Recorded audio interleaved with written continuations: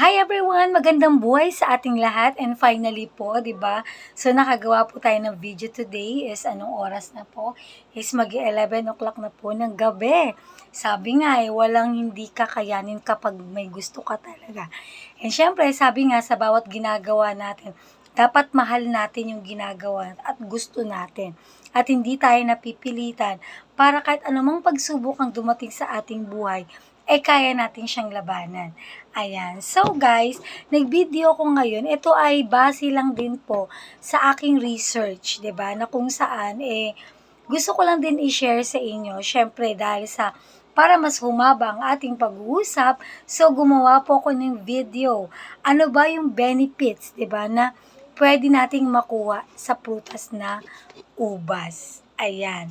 Dahil isa po to sa mga favorites ko na kainin, so gusto ko lang din siyang alamin, ano ba talaga. Ayan. So, unang-una daw, so syempre dahil ni-research ko to, meron akong kopya.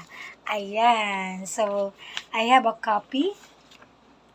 So, yan po yung i-share ko sa inyo. Ayan. So, pagpasensyahan nyo na kung medyo mahaba dahil alam naman natin na kailangan nating mag-upload ng long video. 'Di ba? So, ayan. So, una, ang ubas daw po ay mayaman sa antioxidant tulad ng resveratrol, quercetin, at catechin na na tumutulong sa pag-iwas ng oxidative stress at pamamaga ng blood vessels. Kaya maganda po siya sa puso, 'di ba? So, yung medyo something na nakakaramdam ng kirot pag masaya or sobrang saya or malungkot, 'di ba? So, maganda po itong grapes, 'di ba? Or yung ubas. Ayan. So, syempre, pangalawa, nagtataglay din po siya ng phytochemicals na tulad ng polyphenols at flavonoids na nakakatulong sa pagpapabuti ng cognitive function at memory. So, maganda rin po to, kagaya ko na ulyanin, dahil sa dami ko nang iniisip, is maganda po siya pang-enhance ng memory. Ayan, so, sabi rin po dito, ito rin po ay nagtataglay ng vitamins at minerals tulad ng vitamin C, vitamin E, vitamin K, manganese, copper at zinc na kung saan mahalaga po sa ating balat. 'Di ba? Ayan. So, ito rin daw po ay meron siyang phytonutrients tulad ng anthocyanidins na may anti-inflammatory at antifungal properties na kung saan po maganda po siya para sa naglalagas na buhok. O, 'di ba? So, especially dun sa mga lalaki dahil yung mga lalaki po yung mas mabilis po na maglagas talaga yung buhok. So, ugaliin po natin kumain ng grapes, 'di ba? And syempre, alam ko meron din tong dosage dun sa mga nagtitake ng medicine na may nabasa ako dito, mamaya papaanin natin. Ayan. So, panglima, maganda rin po siya sa kalusugan sa mata. Dahil ito daw po ay may lutein at zeaxanthin na nakakatulong na protektahan ang ating mga mata mula sa pinsala ng blue light, ultraviolet light, and oxidative stress. So, mabuti rin po to sa buto dahil ito po ay may calcium, magnesium, phosphorus, potassium, at boron na makakatulong na mapanatili ang ating bone density, bone formation, bone mineralization, at bone strength. 'Di ba?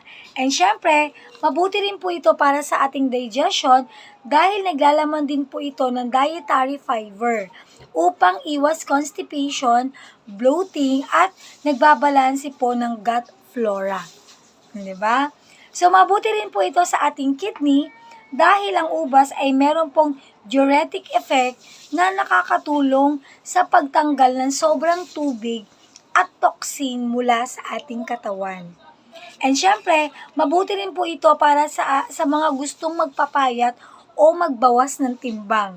'Di ba? Dahil ito po ay may kakayanan na kontrolin ang insulin resistance at inflammation na nagiging dahilan ng matabang katawan. Oh, di ba? So, sa mga gusto mag-diet dyan, di ba, magputas na lang kayo. Ayan. And syempre, sabi rin po dito, nakakatulong din daw po ito na mapababa ang presyon ng dugo.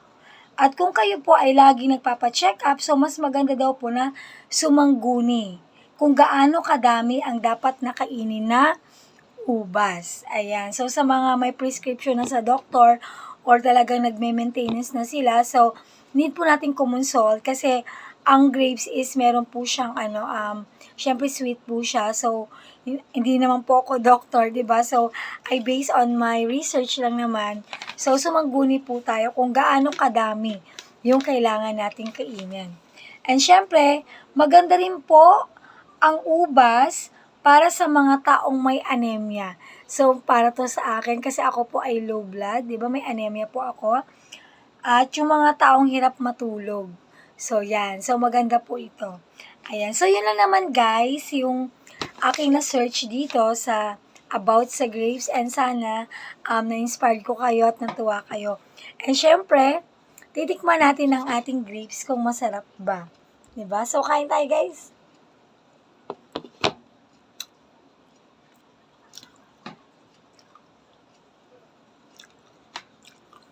And actually guys, nakapag-upload ako ngayon kasi tulog na yung aking baby. Grabe, di ba? So, ganun ka-hectic yung schedule natin. And syempre, finally, nakapagayat na tayo ng mga gulay. Ayan. So, yun lang naman guys. And thank you so much for watching. We love you all. Laban lang tayo. And syempre, dapat mahalin natin kung ano yung ginagawa natin.